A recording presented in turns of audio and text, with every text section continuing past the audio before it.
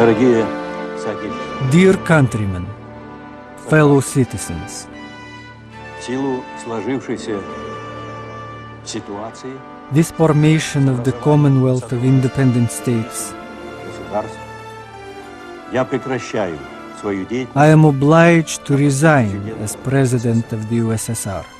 принимаю это решение. This decision is based on principle.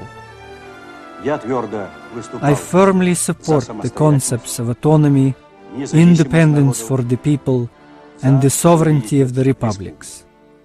но одновременно и But за I also сохранение defend the preservation of the Union, keeping the country as a whole. However, События пошли events have decided otherwise. возобладало The movement to divide the country and dissolve the state has prevailed, чем я не and this I cannot accept. Я покидаю I leave my свой post пост, with great concerns, но и с надеждой but also with hope and belief in you, вас, вашу мудрость, in your wisdom, духа. and in your Желаю willpower. Всем вам самого доброго. I wish you all the best.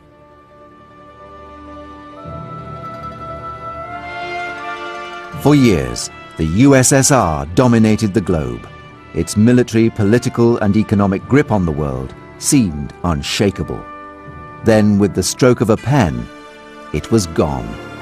How did this great nation sow the seeds of its own destruction?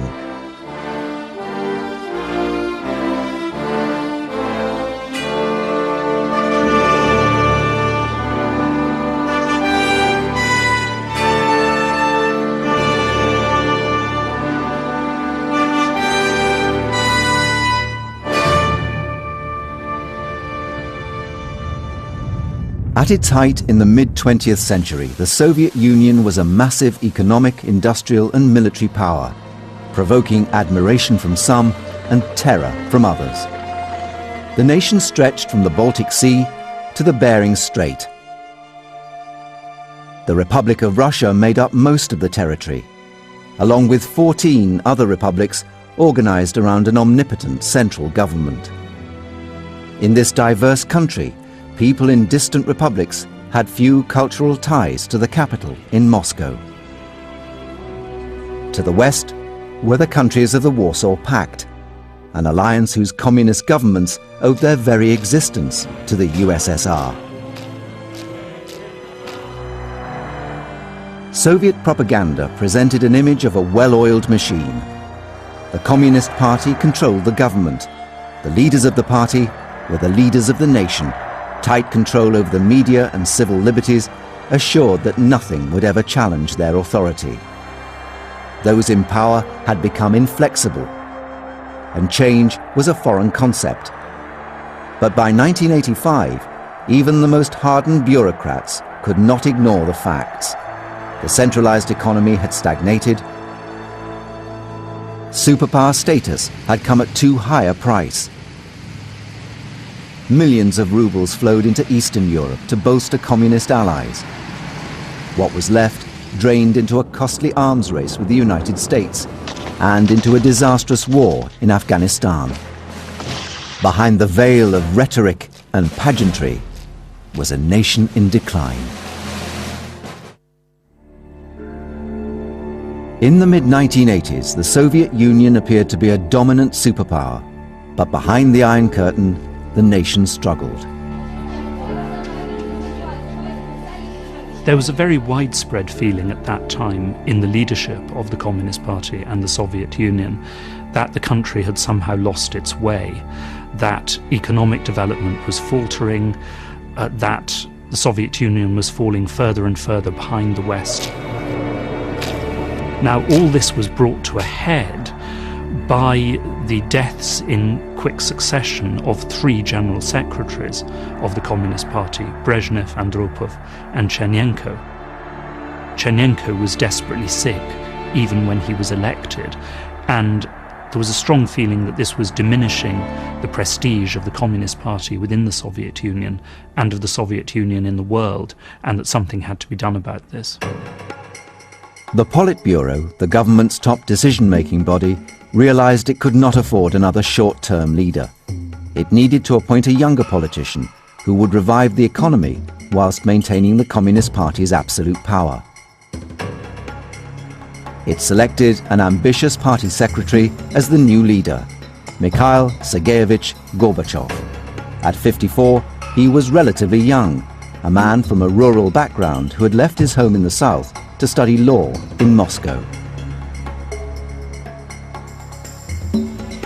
With the help of Yuri Andropov, he climbed the political ladder, securing a spot in the Politburo. He was a loyal communist and well acquainted with the workings of the party, yet he was idealistic too. He believed that measured reforms would create a stronger and more competitive Soviet Union. On March the 11th, 1985, as the nation mourned Chernenko's death, Gorbachev assumed the post of General Secretary. Мы провожаем последний путь Константина Устиновича Черненко. Конфликт самый The main conflict, важный, самый сложный. and the most complicated one, Это, вообще говоря, даже it was больше, greater than any of the other problems that we were worried about. проблемы, которые беспокоили This problem was the людей. gap Проблема, between the government and society. разрыва между властью и обществом. The people in power appeared to be concerned only with their own privileges. О своих привилегиях, как власть, которая хотела The government wanted to maintain the monopoly it had on everything, on ideology, leadership, decision-making, ultimately society, one of the best educated societies in the world, rich in the sciences, literature and culture, was reduced to discussing its ideas and opinions in the kitchen, so to speak. That was where freedom was. The kitchen was the place where people could discuss these issues. Gorbachev filled his cabinet with like-minded reformers, men of his generation. He appointed longtime friend Anatoly Lukyanov as chairman of the General Department of the Central Committee. Progressive Alexander Yakolev became head of the propaganda department, and a little-known provincial party boss, Boris Yeltsin, was named secretary for the city of Moscow.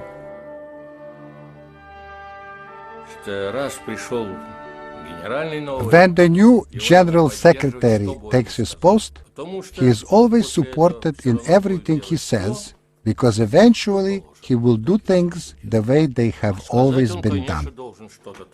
He had to say something new that went beyond common ideas. His predecessors had presented new ideas as well, but ultimately everything would go back to business as usual.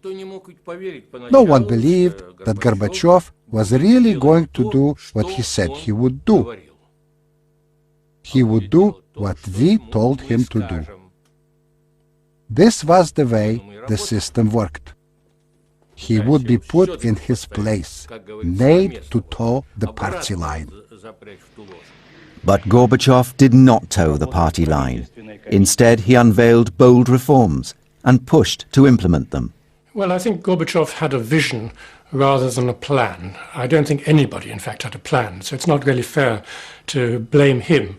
But there was this general feeling that things had to change. In fact, he said that on the day he was elected General Secretary of the Communist Party, he told his wife Raisa, we cannot go on living like this.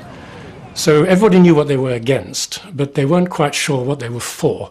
And I think a lot of what Gorbachev did was improvisation.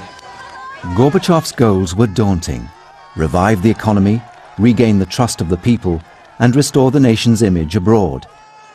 He did all he could to separate himself from his predecessors and show the world that this was a new USSR. On December the 7th, 1987, he signed an historic nuclear disarmament agreement with the United States. The West was now ready to believe that under Gorbachev, the Soviet Union was capable of keeping its word. Next, Gorbachev withdrew Soviet troops from Afghanistan. The country was now seen as capable of admitting and correcting its mistakes.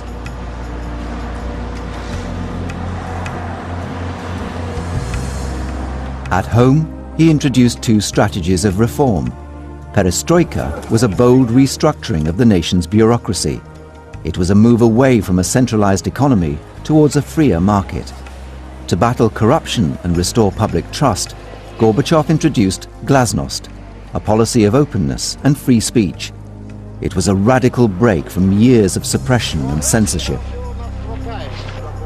We had to give people the freedom to think, to express opinions, to take initiative in various fields, the arts, the economy, and so on. What can I tell you? At the beginning, Gorbachev was supported by many. He was supported by the people of the country. The fact is that he came on the wave of society's discontent with the existing gerontocracy. That's why, at the first stage, he was enjoying great support. The people of the Soviet Union embraced the new leader, but no one, not even Gorbachev himself, fully comprehended the forces he had set in motion. I knew that once people started talking about freedom of the press, it would change everything. People would start to talk about the system, how inefficient the party was, how backward the country was, morals, ethics, and so on. And then certainly we would start to talk about Stalin's cult of the personality and all the atrocities that went with it. And that's exactly what happened, and rightly so. The problem was that once the media was really allowed to dig into crimes, it didn't stop with recent crimes by individuals. It went back first to Stalin and then to Lenin. And of course, once they started undermining the memory of Lenin, there was really nothing left, because without Lenin, without the Bolsheviks, without the revolution, the Communist Party and the Soviet Union itself had no real basis. Glasnost threatened the Communist Party's claim to authority. It was highly unpopular among the legions of Conservative Party bureaucrats who'd grown accustomed to undisputed power and privilege. Inside the Politburo, there were whispers of dissent. I believed that we had to develop mechanisms that would protect the supporters of perestroika and their policies, so that what happened to Khrushchev wouldn't happen to us. The leaders met, and in a day and a half they decided his fate. He was fired and replaced. Consequently, during the January session of the Central Committee, we tried to identify the obstacles to perestroika. We pointed to the Central Committee as being responsible for all of the resistance, the stagnation, and the backwardness of the country. We strongly suggested that we needed more political reform, and we started preparing for it. We expected that the January session would come as a shock to the entire country, and it did. For the first time, we laid things out on the table and we named names, even the names of members of the Central Committee and the Politburo as well. This is where our great battle began. Gorbachev walked a tightrope of compromise between two increasingly hostile factions. The conservative hardliners aligned on one side, on the other side were the progressives, who wanted faster and greater reforms. Glasnost had given these radical Democrats a voice, and no one was more vocal than Boris Yeltsin. Gorbachev chose Yeltsin very much the way that Andropov had chosen Gorbachev. Yeltsin was a provincial Communist Party leader from the Urals with a reputation both for getting things done, for being a good administrator, but also for